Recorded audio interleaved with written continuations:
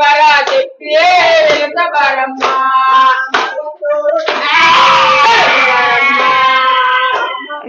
ನಾವ್ ಹೇಳಕ್ಕಾಗಲ್ಲ, ಅಷ್ಟೊಂದು ಪವರ್ಫುಲ್ ಯಮುನಲ್ಲಿ.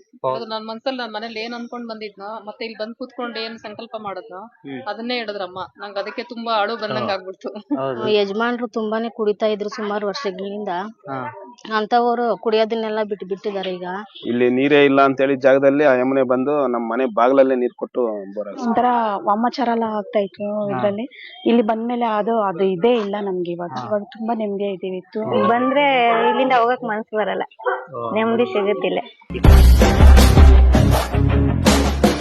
ಯಾಕಂದ್ರೆ ನಾವು ಬೇಡಿದ ಬೇಡಿಕೆಗಳೆಲ್ಲ ನೆರವೇರಿಸ್ಕೊಟ್ಟಿದ್ದಾಳೆ ಅಮ್ಮ. ನಮ್ ಮಗಳಿಗೆ ಮದ್ವೆ ಆಗಿದ್ದು ಸಹ ಈ ತಾಯಿ ಕೃಪೆಯಿಂದನೇ. ಈಗಿನ ಕಾಲದಲ್ಲಿ ಎಲ್ಲಾನು ಸರಿ ಮಳಿ ಮಾಟ ಮಂತ್ರ ಅದು ಇದು ಎಲ್ಲ ಜಾಸ್ತಿ ಇರುತ್ತೆ, ಸಮಾಚಾರ ಜಾಸ್ತಿ ಆಗ್ಬಿಟ್ಟಿದೆ ಈಗ. ಅದೆಲ್ಲ ಭಯ ಆಯ್ತಾನೆ ಬಂದಿದ್ ನಾವು. ಶತ್ರುಗಳು ನಾಶ ಆಗ್ಬೇಕು ಫಸ್ಟ್. ಅಮ್ಮನ ಹತ್ರ ಬಂದ್ಮೇಲೆನೆ ನಾವ್ ಇಷ್ಟು ಚೆನ್ನಾಗ್ ಆಗಿರೋದು.